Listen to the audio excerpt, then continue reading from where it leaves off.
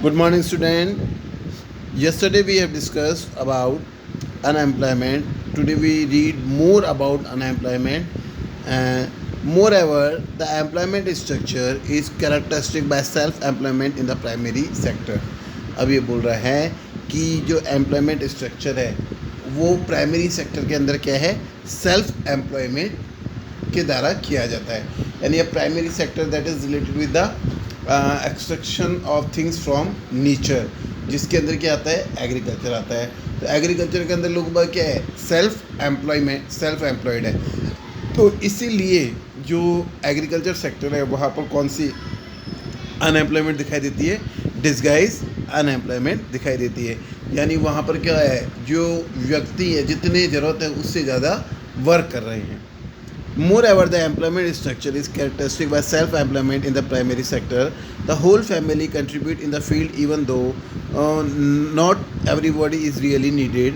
So there is disguised unemployment in the agriculture sector, but the entire family shares what has been produced. This concept of sharing of work in the field and the produce is reduce the hardship for unemployment in the rural sector, but this does not reduce the poverty of the family.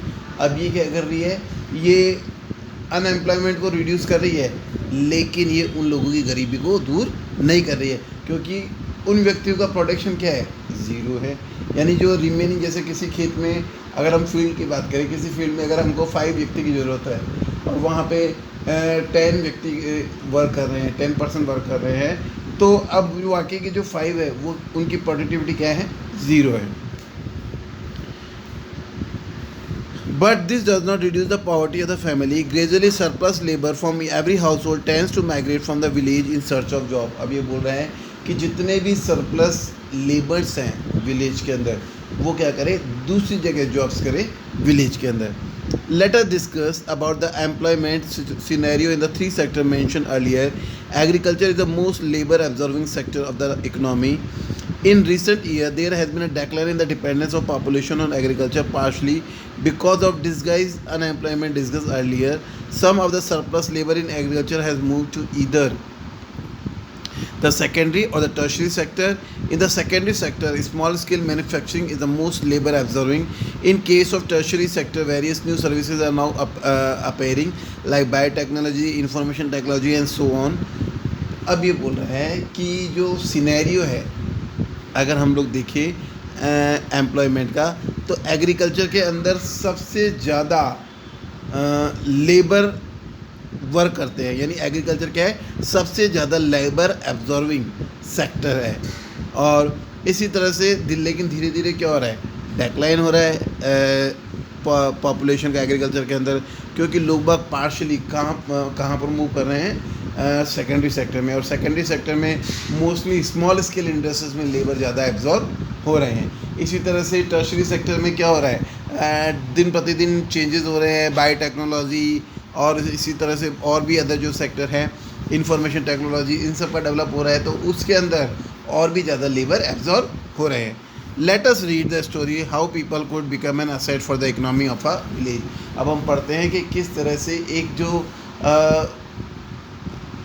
People है वो किस तरह से एक asset बन गया अपने village की इकोनॉमी के लिए. अब यहाँ पर एक एग्जांपल दिया गया है एक विलेज का. वहाँ पर बहुत सी फैमिलियाँ रहती थी और वो फैमिली आपस में क्लोज सिलती थी, अपने बच्चों को टीच करती थी. और उनमें से एक फैमिली ने अपने बच्चे को इंजीनियरिंग कॉलेज में एडमिशन करवाया, तो उसने वहाँ पर एग्रीकल्चर इंजीनियरिंग करी. तो वो गांव आने के बाद में उसने क्या किया, एक ऐसा प्लॉग इन्वेंशन किया जिससे उनकी इफ़िशेंसी बढ़ जाए. तो धीरे धीरे गांव में किसकी पोस्ट चालू हो गई, एग्रीकल्चर इंजीनियरिंग की. इसी तरह से धीरे धीरे और भी उस गांव में एक लड़की थी, वो पढ़ गई, तो पढ़कर उसने स्टिचिंग सीख ली. स्टिचिंग सीखने के बाद में उसने वहाँ पर टेलरिंग का वर्क कर लिया. अब उस गांव में क्या हो गया, टेलर भी हो गया. धीरे धीरे उस गांव के जो लोग बाग थे उन्होंने पंचायत से जाकर कहा कि आप वहाँ पर स्कूल खोल दें, तो उन्होंने वहाँ पर स्कूल खोला. और इस तरह से बहुत से बच्चे पढ़कर उस विलेज की इकोनॉमी क्या कर रहे थे, अपना कंट्रीब्यूशन कर रहे थे. तो इससे क्या प्रूव हुआ कि if a person get education, then he become assets for a nation not a liability. That's all in this chapter.